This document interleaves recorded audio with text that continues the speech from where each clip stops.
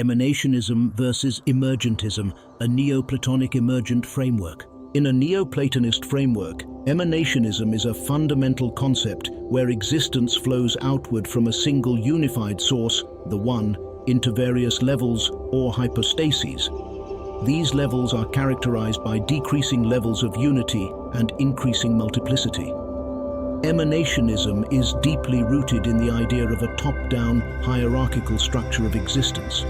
Emergentism, on the other hand, is a different philosophical perspective that primarily applies to the natural world, especially in the context of complexity theory. It suggests that complex systems and phenomena emerge from simpler elements or entities, often resulting in properties or behaviors that are not reducible to the sum of their parts. While these two concepts may seem to operate in opposite directions, emanationism from the one to the many and emergentism from the many to the one, it's important to note that they typically pertain to different realms of philosophy.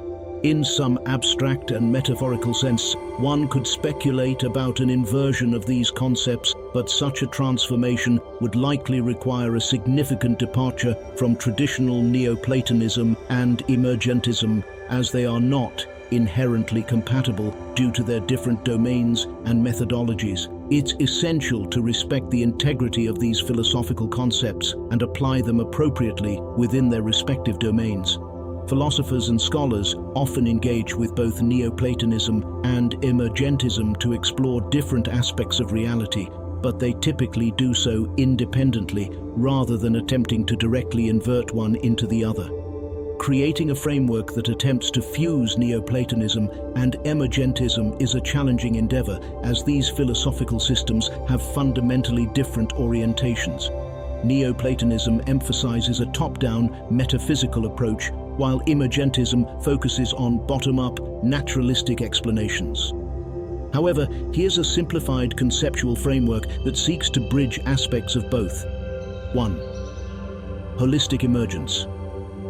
In this framework, the One, from Neoplatonism, represents the ultimate source and ground of all existence. The One emanates into various levels of reality, just as in Neoplatonism. However, at each level, a form of emergentism occurs.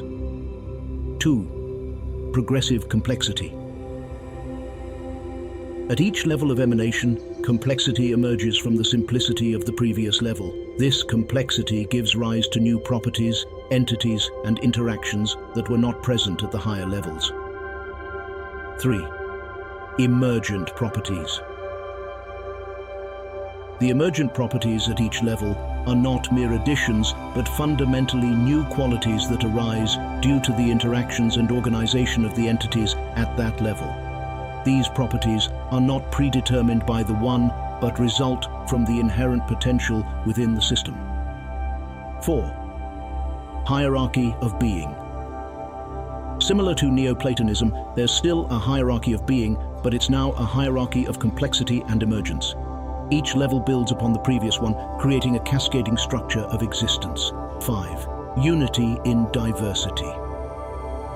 While each level has its emergent properties and complexity, there's an underlying unity that connects all levels back to the One. This unity is not just metaphysical, but also a recognition of the interconnectedness of all things in the physical world. 6. Teleological direction. In this framework, there could be a teleological direction inherent in the emergent process, guiding it toward greater unity, consciousness, or self-awareness as it moves closer to the One. 7. Empirical exploration.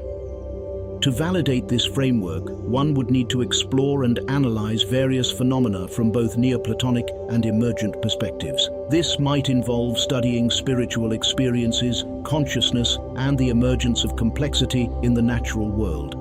It's important to note that such a framework would be highly speculative and metaphorical, as Neoplatonism and Emergentism are rooted in very different intellectual traditions.